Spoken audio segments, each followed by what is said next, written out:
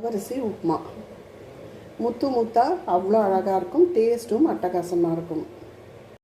ஜென்ர சேனலுக்கு உங்கள் அன்போடு வரவேற்கு. இன்றைக்கி என்னோடய காலை டிஃபன் பார்த்திங்கன்னா ஜவ்வரிசி. எனக்கு வந்து ராகி கூழ் இருக்குது, குழந்தைங்களுக்கெல்லாம் வந்து ஜவ்வரிசி உப்புமா. ஜவ்வரிசி உப்புமாவுக்கு நான் பெரிய ஜவ்வரிசி எடுத்து ஊற வச்சு வச்சுருக்கேங்க. அது இப்படி உடைச்சா வரணும், அந்த அளவு இருக்கணும். நீங்கள் இந்த ஜவ்வரிசிக்கு பதில் நீங்கள் நைலான் ஜவ்வரிசி பொடிசாக இருக்கும் இல்லைங்களா, அதை யூஸ் பண்ணிக்கலாம். அது ஈஸியாக இருக்கும். இது கொஞ்சம் வேக லேட் ஆகும், அவ்வளோதான். அதுக்கு வித்தியாசம். இதுக்கு தேவையான பொருட்கள் 1 கப் ஜவ்வரிசி எடுத்திருக்கேன், ஊற வச்சுருக்கேன். அதோட தேங்காய் துருவல், மாங்காய், கேரட், கோஸு, வெங்காயம், வத்த மிளகா, பச்சை மிளகாய், இஞ்சி, கொஞ்சம் லெமன். அவ்வளோதாங்க இதுக்கு தேவையான பொருட்கள். ரொம்ப ஈஸியாக செஞ்சிடலாம். உருளைக்கிழங்கு வேணும்னா நீங்கள் உருளைக்கிழங்கை துருவியோ நறுக்கியோ வேக வச்சு மசிச்சோ சேர்த்துக்கலாம். நான் உருளைக்கிழங்கு சேர்க்கல. இப்போ வாங்க இது எப்படி பண்ணுறதுன்னு பார்த்துடலாம். இப்போ பார்த்தீங்கன்னா நீங்கள் பொடி ஜவ்வரிசி எடுத்திங்கன்னா அப்படியே டேரெக்டாக சேர்த்துக்கலாம். நான் கொஞ்சம் பெரிய ஜவ்வரிசி எடுத்திருக்கேன். என்கிட்ட அதுதான் இருந்தது. அது என்ன ஆகுது, பிளக்குது. அதனால் கொஞ்சம் வேக லேட் ஆகும். அதனால் நான் என்ன பண்ணுறேன், ஆவியில் வேக வச்சு எடுத்துக்கிறேன். கடாயில் தண்ணி கொதிக்க வச்சுருக்கேன். இந்த பக்கம் பார்த்திங்கன்னா ஜவ்வரிசியை வடிகட்டி எடுத்துருக்கேன். சும்மா லைட்டாக வெந்தால் போதும். கொஞ்சம் இது உடையுது, இருந்தாலும் கொஞ்சம் ஹார்டாக இருக்க மாதிரி தோணுது. நம்ம சாப்பிடும்போது நறுக்குன்னு இருக்கும். அதுக்காக தான் நான் இதை வேக வைக்கிறேன்.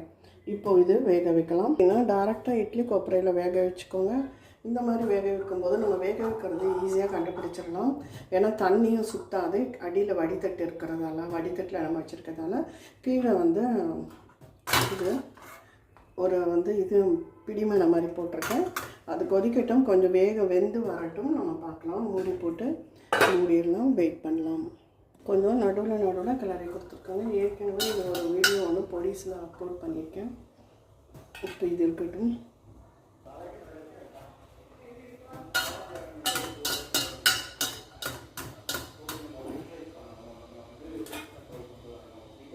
பெரிய ஜவ்வரிசின்றதால இந்த ப்ராசஸ்ஸு, குட்டினா அப்படியே நீங்கள் டேரெக்டாக போட்டுடலாம். இப்போ பாருங்கள், கண்ணாடி பதத்தில் வந்திருக்கு. முன்னாடி நம்ம போட்டதுக்கும் இப்போ கண்ணாடி பதத்துக்கு வந்திருக்கு. இப்போ இதை அப்படியே ஆஃப் பண்ணிவிட்டு நம்ம தாளிப்பு கொடுத்துடலாம். இது நல்ல வயிறு ஃபில்லிங்காக இருக்குங்க. இப்போ பார்த்தீங்கன்னா கடாய் வச்சுருக்கேன். எண்ணெய் கொஞ்சமாக ஊற்றிருக்கேன். பட்டர் வேணால் நீங்கள் சேர்த்துக்கலாம், நெய் வேணால் சேர்த்துக்கலாம். கடுகு ஒரு ஸ்பூனு, இந்த பக்கம் உளுத்தம்பருப்பு, கொஞ்சமாக சீரகம்.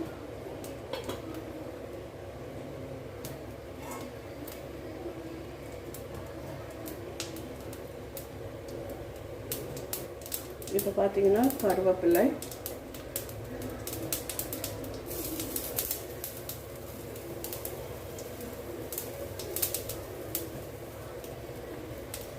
இப்போ கடுகு வெடிச்சாச்சு. நம்ம இந்த பக்கம் வெங்காயம் சேர்த்துக்கலாம். வெங்காயத்தோடு சேர்த்து 4 பச்சை மிளகாய், வத்த மிளகாய் சேர்த்துக்கிறேன். ஒரே ஒரு வத்த மிளகாய், 4 பச்சை மிளகாய் சேர்த்துக்கிறேன்.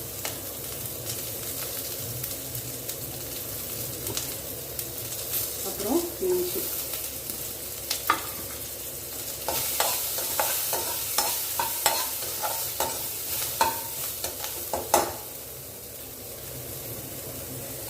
இப்போது வெங்காயத்தோடு சேர்த்து கோஸ் நறுக்கி வச்சுருக்கேங்க. உருளைக்கிழங்கு மசிச்சு சேர்ப்பாங்க, முன்னாடியே சொல்லுங்க.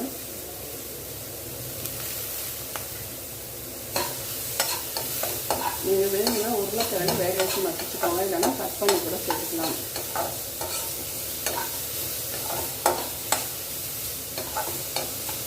இப்போ இஸ்கான் அந்த மாதிரி ஹரே கிருஷ்ண கோயிலில் போனீங்கன்னா இந்த மாதிரி பிரசாதம் ஒரு சில நாட்களில் நமக்கு கிடைக்கும். ஜவ்வரிசி நல்லா போலன்னு இப்படி தான் இருக்கணும். எடுத்து போட்டால் குழஞ்சிடுச்சுன்னா நல்லா இருக்காது டேஸ்ட்டு. Sorry friends. இப்போ பார்த்தீங்கன்னா நல்லா போலன்னு ஆற வச்சுருக்கேன். அப்படியே ஆறட்டும். இந்த கோஸும் நல்லா வரட்டும். கேரட், மாங்காய் போட்டுப்போம், கடைசியாக சேர்த்துக்கலாம்.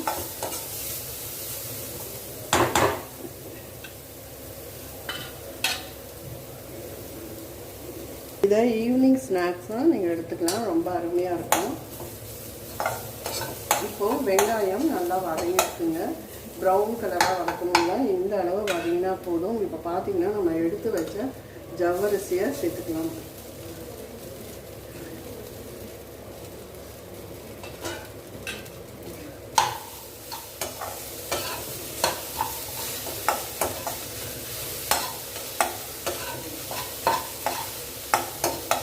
ஈவினிங் ஸ்நாக்காக குழந்தைங்களுக்கு அழகாக செஞ்சு கொடுக்கலாங்க. நம்ம இதை வேக வச்சு மட்டும் எடுத்து வச்சுக்கிட்டா போதும். ஜவ்வரிசியை பெரிய ஜவ்வரிசியாக இருந்தாலும் சரி, சின்ன ஜவ்வரிசிக்கு மட்டும் வேக வைக்க வேண்டாம், டேரெக்டாக அப்படியே போட்டு நீங்கள் கிளறலாம். இப்போ இது வேகட்டும் வதங்கட்டும் பார்க்கலாம். இதுக்கு தேவையான அளவு உப்பு,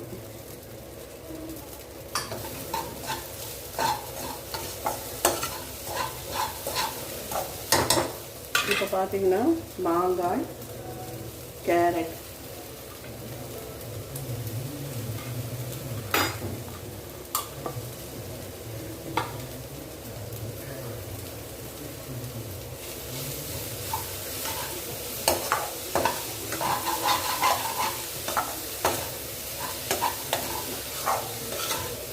கேரட்டும் மாங்காவும் நம்ம வதக்கணும்னு அவசியம் இல்லை, அதில் கொஞ்சம் நீர் சத்து இருக்கும் இல்லையா, அதுக்காக தான் நம்ம வதக்கிறது. மேலாக கூட துணிக்கலாம், இதில் கொஞ்சம் நீர் சத்து இருந்தது, அதனால் நம்ம அதோட சேர்த்து வதக்கலாம். இப்போ பார்த்தீங்கன்னா கடைசியாக தேங்காய் துருவல்,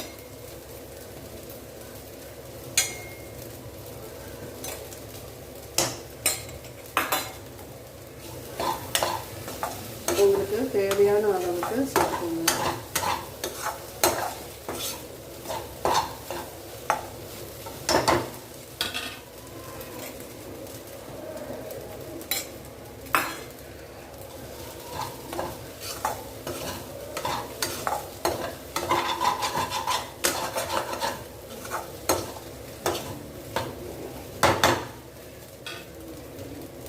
அவ்வளோதாங்க, அடுப்பை ஆஃப் பண்ணிடலாம்.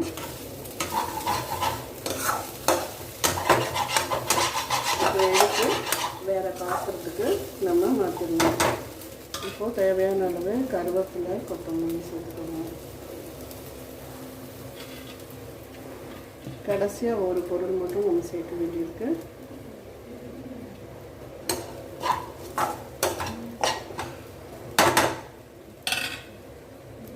இப்போ பாருங்கள், அட்டகாசமான சுவையில் ஜவ்வரிசி உப்புமா, வெஜ்ஜு உப்புமா தயாராகிடுச்சு. கண்டிப்பாக நீங்கள் ட்ரை பண்ணி பாருங்கள், அவ்வளோ அருமையாக இருக்கும். முத்து முத்தாக சாப்பிட்றதுக்கு ரொம்ப டேஸ்ட்டாக இருக்கும். ஈவினிங் ஸ்நாக்ஸாக இருக்கும், வயிறு ஃபில்லிங்காக இருக்கும். கண்டிப்பாக இந்த வீடியோ பிடிச்சிருந்தால் லைக் பண்ணுங்கள், ஷேர் பண்ணுங்கள், சப்ஸ்கிரைப் பண்ணுங்கள், கமெண்ட் பண்ணுங்கள். நன்றி, வணக்கம்.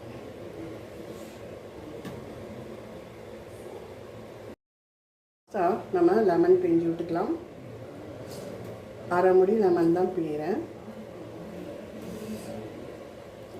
அவ்வளோதாங்க, சூப்பராக ரெடி ஆகிடுது.